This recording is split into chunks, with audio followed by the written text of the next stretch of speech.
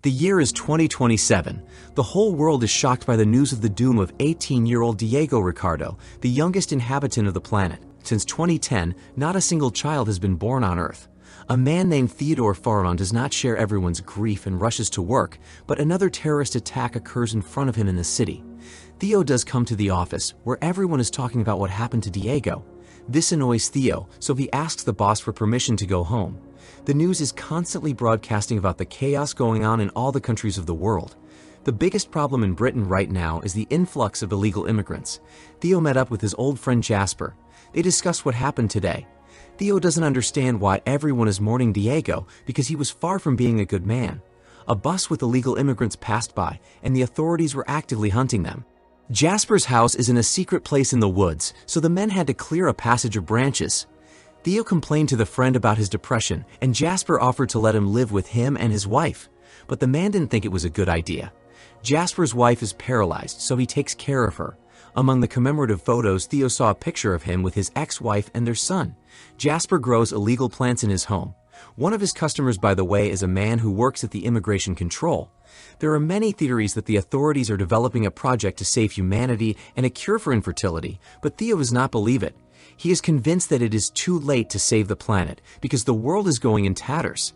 The next morning, Theo, as always, was going to work. The streets are full of mayhem, and the police can barely contain the influx of illegal immigrants. To honor Diego's memory, grieving people lay flowers at his photographs.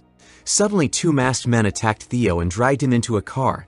The kidnappers covered his face and told him that they were fighting the authorities to recognize the equal rights of all migrants. A certain woman ordered her accomplice to free Theo. He was shocked to see his ex-wife Julian. It turned out that she was one of the main organizers of the protests against the arbitrariness of the authorities. Theo remembered seeing her picture on wanted ads recently. Julian, as if nothing had happened, offered the ex-husband a walk. They had not seen each other for 20 years, and they had both lost their parents. Julian decided to cut right to the chase and told Theo that they needed transit papers to get one refugee girl through the checkpoints to the sea. Theo's influential brother could help with that. The man does not want to get involved in this and much less ask his brother for help. Julian's men put the sack back on him and threatened that if he told anyone about this, he was finished. Next, Theo was pushed out of the car. People continue to protest in the streets, some believing that the infertility epidemic that has struck humanity is God's punishment. Theo nevertheless decided to transcend his pride and pay a visit to his rich brother, who is the owner of the famous state-funded Ark of the Arts. Nigel told that he and his team are in the business of salvaging surviving works of art around the world. When asked what brought him here, Theo lied that he was dating a woman who wants to visit her sick relative abroad. But in order to travel to another country, she needs to make transit papers as quickly as possible. Despite the risks and tighter controls, Nigel promised to help. Soon Theo met with Luke, Julian's accomplice, and said that he managed to get the documents, but only for a couple. That is, Theo will have to accompany this girl. The next time Theo met Julian on the bus to give her the completed papers, the man and woman once divorced because they could not survive the loss of their common child. Julian, Theo, and Luke were about to set off. In addition to them, there was also a woman named Miriam and Key, the same girl for whom they obtained transit papers. On the way, Theo questioned Key as to why she had to flee the country so urgently, but she was clearly in no mood to answer his questions. At one point, they were blocked by a burning car and then attacked by an angry, armed mob. The shot went straight to Julian. The company panicked, but Luke, who was driving, still managed to get away from the pursuit. However, they were soon stopped by the police. Theo didn't expect Luke to pull a gun and take the officers' lives.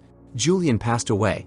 Miriam performed the rite by the side of the road, and Theo, who could not believe what had happened, wept helplessly. Despite the long separation, he loved Julian very much.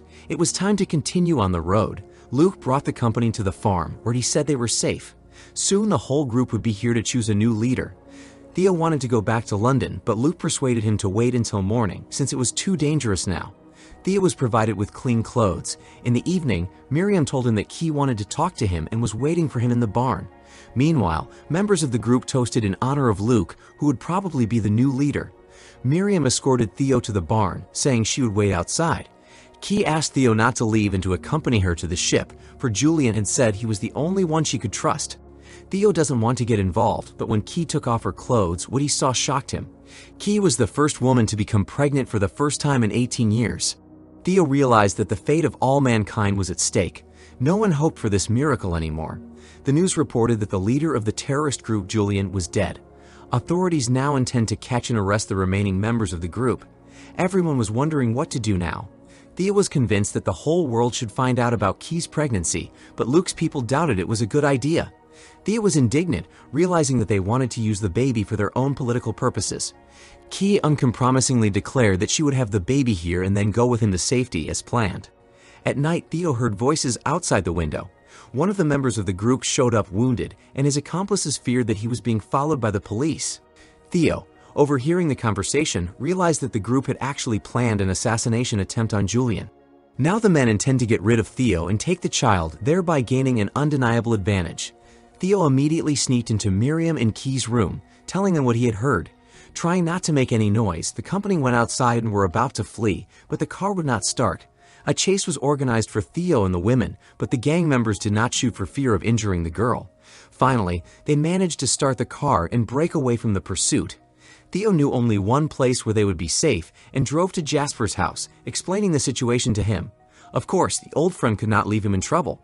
Miriam talked about the Humanity Project, where they need to send Key as soon as possible. Her child is the miracle the whole world is waiting for. When Theo asked Key who the father of her baby was, she admitted that she didn't know exactly. She was now 8 months pregnant. At first she didn't know what was happening to her, but then her belly began to grow. Key came up with a name for her unborn child, Froley. Theo advised her to think again, since it is the first child in almost 20 years. Jasper says he knows how to get on the ship. The border guard, who buys illegal plants from him, can help him do so. In the evening, the company relaxed before the perilous mission. Jasper told the women about Dylan, Theo, and Julian's son, who had passed away at an early age from an illness. After that, Theo lost faith in good things. In the morning, the uninvited guests arrived. Jasper explained to the friends how to find Sid. He also told them about their secret code, thanks to which Sid will understand that they can be trusted. Theo couldn't believe it when he realized that Jasper wasn't going to go with them. He said he wanted to buy them time because the most important thing now was to save Key and her baby. Back at the house, Jasper told his wife that he loved her. He was going to give her the poison, knowing that no one but him would take care of her. Theo, Miriam, and Key watched from the woods as the terrorists, without obtaining any information from Jasper, took his life in cold blood. Theo had already lost everyone he cared about. Now the meaning of his life is to take Key to a safe place. The company was waiting for Sid at the arranged place. Miriam told Theo that she had once worked as a midwife in a hospital. Women increasingly began to lose their babies in the early gestational age. Gradually, women stopped coming to their obstetric department altogether, and the same thing was happening in every hospital in every country. Now they finally had hope. An armored car drove up to the building, the driver of which turned out to be a menacing-looking man. When Sid heard the code, he knew that these men needed help. They set off again and soon arrived at the checkpoint. Key felt pains in her stomach, even though she was not yet 9 months pregnant. Sid told them to find a gypsy woman named Zara, who would arrange for them to spend the night. Sid led the company out of the car under the guise of prisoners to avoid attracting unnecessary attention. Then they were led into a bus full of frightened people. According to Miriam, the ship from the Humanity Project would not arrive until tomorrow. Key began to have contractions, which became more frequent every hour. Soon her water broke, which means she should give birth very soon. When the bus arrived at another checkpoint, soldiers came in to check. The soldier was furious that Miriam was praying. Theo and Key saw the woman being led outside to take her life. When the detainees were finally released from the bus, Theo did not leave Key's side because the flow of people here was enormous. Fortunately, they quickly found Zara, who took them to safety. Key could no longer endure the pain, so Theo tried to cheer her up in every way possible. Zara led them to a building full of homeless refugees and gave them a private room. Theo had no idea how women went into labor, but he was going to do everything he could to help Key. The girl was very frightened and remembered how Miriam had taught her to breathe properly. Soon Key gave birth to a healthy baby girl. The next morning, Sid and Zara knocked on the door. Key had hidden her daughter and Theo had to let the guests in. Sid immediately noticed that the girl was hiding something. When they saw the real baby, the man and woman were shocked. Sid pulled a gun on them because he saw pictures of Theo and Key on the news. The authorities promised a huge reward for information on their whereabouts. Zara attacked Sid and ran away with the company. Sid, however, continued to pursue them and shoot. Taking a heavy object, Theo took the man's life. Theo tried to explain to Zara, who could barely understand English, that they needed a boat. The woman led them along. Everywhere on the street, armed people are protesting. Zara leads Theo, Key, and her daughter to people who can hide them for a while. Key stated that she wanted to name her daughter Bazooka because Froley is a man's name. Theo doesn't think that's a good idea. They were soon told that the boat would be delivered in half an hour and that they should stay here until then. The company set out again on a dangerous journey. The streets are in chaos and shots are being fired everywhere. Suddenly, Luke and his gang showed up. They have taken Key and her daughter, preparing to execute Theo and Zara. Taking advantage of the ensuing gunfight, Theo and Zara escaped. In the confusion, they lost each other almost immediately. Theo had to hide in an overturned bus because the gunfire outside wouldn't stop. But he couldn't stay here much longer, so Theo ran out of his hiding place, hiding again. There was an explosion. Theo hurried to hide in the half-destroyed building, where there were many wounded. However, the terrorists got in here as well, engaging in a firefight with the military outside. When Theo heard the infant crying, he quickly found Key and her daughter. Luke pointed a gun at Theo, as he could not allow their faction to lose the major advantage. It is the only way they will stop the oppression of migrants. Theo, Key, and her daughter rushed to escape. Luke did not have time to stop them as he was shot. All the people who had been hiding in the building when they saw the child began to reach for this miracle. For the first time in so long, they finally found the hope they had long lost. The soldiers lowered their weapons at the sight of Key and her newborn daughter. Theo didn't leave their side, ready to protect Key and the child at the cost of his own life.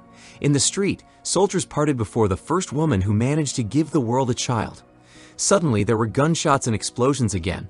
Theo, Key, and the daughter managed to escape and met Zara, who took them to the boat. Theo wanted the woman to go with them, but she, making sure they were safe, stayed behind. Theo, Key, and the baby took the boat out into the ocean and waited for the ship. In the sky, military slayers flew by. Explosions rang out in the distance. Key only now realized that Theo was badly hurt. He told the girl that she must now protect her daughter, who gave hope to humanity at all costs. Key had finally decided on a name for her daughter. She would name her Dylan, after the late son of Theo. The man passed away with a smile on his face, knowing that he had done his duty. In the final shots, we see the ship emerge from the fog.